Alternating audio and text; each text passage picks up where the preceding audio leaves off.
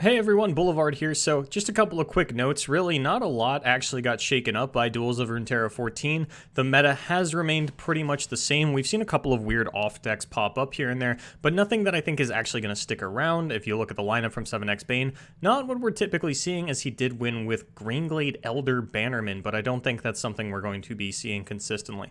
On the note of things that we are going to be seeing consistently, I went ahead and moved Endure Spiders and Karma Ezreal up to tier 1. These are decks that are popping up more and more, especially Karma Ezreal more so in Europe, NA really still hasn't caught up on that one for whatever reason, but Endure Spiders is overwhelmingly taking over the Shadow Isle slot. Sea Monsters, still a mainstay deck. Turbo Deep, I believe, falls into about the same category. I need to go ahead and add that one to the tier list, but it'll fall in about the same area. Harrowing Ezreal is still here, you know, Swain Lux, Swain Yasuo, Nab, Twisted Fate Swain, stuff like that. I think Twisted Fate Swain moved up. We've been seeing it a lot more. We've seen players kind of streamline the lists. We're not seeing as much Nab in it anymore and things of that nature.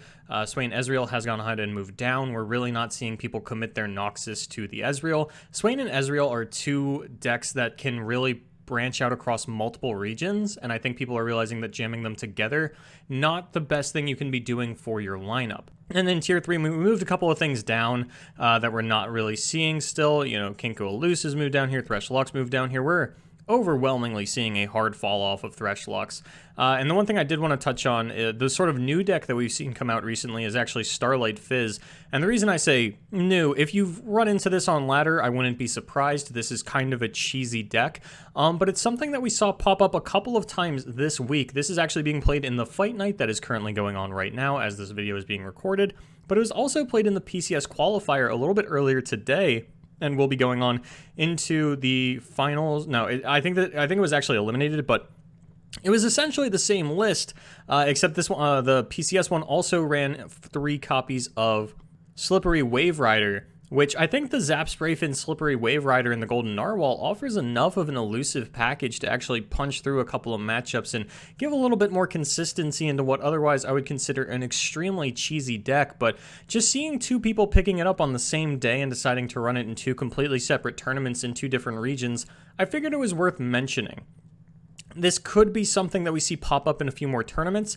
The problem I have with it is that it takes the same regional composition as Nab, and I'm not necessarily, 1, convinced that this is better than Nab, and 2, Nab was already giving you kind of an awkward lineup, as running Bilgewater and Freljord together kind of puts you on Thresh Lux or Spooky Karma if you want to be running Shadow Isle still, and we've overwhelmingly seen Endure Spiders and Sea Monsters come out as the top performing Shadow Isle decks, and I believe that Shadow Isle is still a strong enough region that I don't necessarily want to be cutting it from my lineup. So that's kind of the problem that Nab has always run into and is continuing to run into here in patch 1.6 as we approach the release of Targon. Now, that's really it. That's kind of the one thing I like about the new Tournament Tactician format is, like, if there's not a whole lot going on, I don't have to fill 10 minutes of space, so that just kind of is what it is here for this weekend. And as far as standard lineup, we actually do have one for this weekend. We've seen an overwhelming return to a lineup of specifically Frostbite Midrange, Deep, and Karma Ezreal over the course of patch 1.6. Both in top cuts and across the Swiss rounds of tournaments, this is overwhelmingly the most popular lineup, for non-invitationals anyway, which are typically 2-deck anyway. Now, I had predicted at the start of patch 1.6 that this is what the meta was going to look like, and it turns out I wasn't wrong, I was just ahead of my time. And speaking of time, that's not all the time I have for today, but it's really all I have to say. There's really not a whole lot going on this weekend in terms of tournaments.